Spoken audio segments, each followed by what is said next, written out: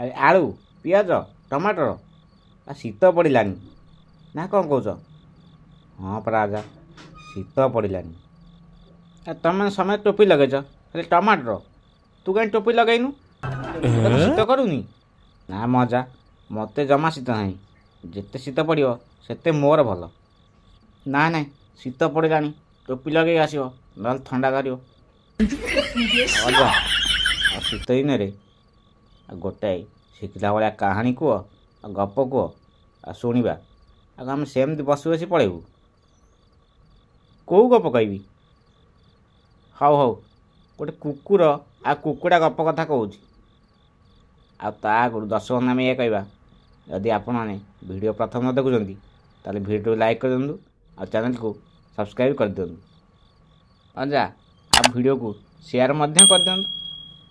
ହଁ ଭିଡ଼ିଓଟିକୁ ସାଙ୍ଗମାନଙ୍କ ସହିତ ସେୟାର ମଧ୍ୟ କରିଦିଅନ୍ତୁ। ହଉ ଗପ ମୁଁ ଆରମ୍ଭ କରୁଛି। ଗୋଟେ ଗାଁରେ ଗୋଟେ କୁକୁର ଆଉ କୁକୁଡ଼ା ରହୁଥିଲେ। ସେମାନଙ୍କର ଭଲ ଦୋସ୍ତି ପୁରା ଭଲ ଥିଲା। ପୁରା ଦୁଇ ଜଣ ସାଙ୍ଗ ହୋଇ ରହୁଥିଲେ। ସେମାନେ ଦିନେ ଖେଳୁ ଖେଳୁ ଜଙ୍ଗଲ ଆଡ଼ୁ ପଳେଇଲେ। ଗୋଟେ ବିରାଟ ଜଙ୍ଗଲ ଆଡ଼ୁ ପଳେଇଲେ।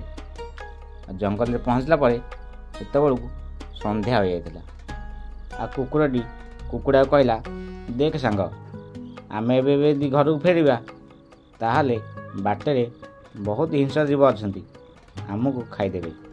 ତେଣୁ ଆମେ ଆଜି ଜଙ୍ଗଲରେ ରହିଯିବା। ଆଉ ଠିକ୍ ଭୋର ହେଲା ପରେ ଆମେ ଏଠୁ ପଳାଇବା। କୁକୁଡ଼ାଟି କହିଲା, ହଉ ସେଇଆ କରିବା।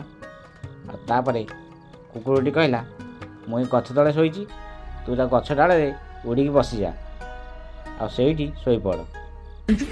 ଆଉ କୁକୁଡ଼ାଟି ସେଇଆ କଲା। ଗଛ ଡାଳ ଉଡ଼ିକି ବସିଗଲା ଆଉ ସେଇଠି ଶୋଇବାକୁ ଲାଗିଲା। ହେଲେ ତାକୁ ରାତି ସାରା ନିଦ ନାହିଁ। କେମିତି ସକାଳ ହେବ ସେମାନେ ତାଙ୍କ ଘରକୁ ଫେରିବେ। କୁକୁରଟି ମଧ୍ୟ ସେଇଭଳି ତଳେ ଖାଲି ଛଟପଟ ହେଉଥାଏ, କେତେବେଳେ ସକାଳ ହେବ ଆଉ ଘରକୁ ଫେରିବେ। ଏମିତି ଭିତରେ ରାତି ପାଇଲା, ସକାଳ ହେଲା।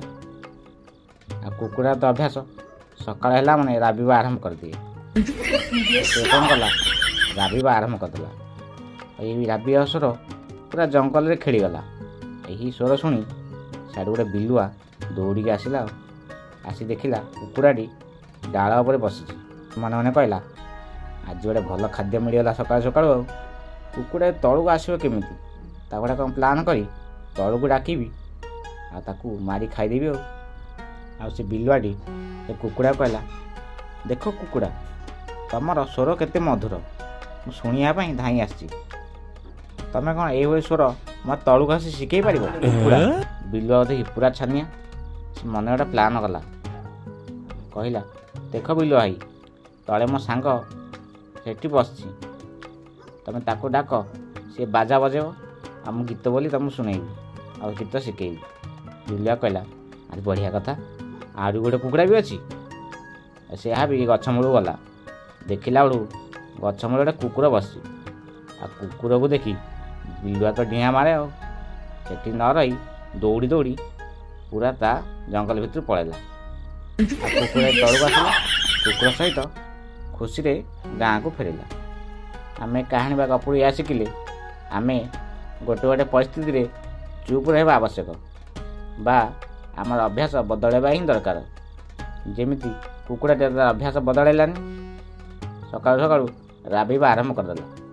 ସାଙ୍ଗ କୁକୁର ସେଠି ନଥାନ୍ତା ତାର ଅବସ୍ଥା ଯେ କ'ଣ ହେଇଥାନ୍ତା ତମେ ନିଜେ ଚିନ୍ତା କର।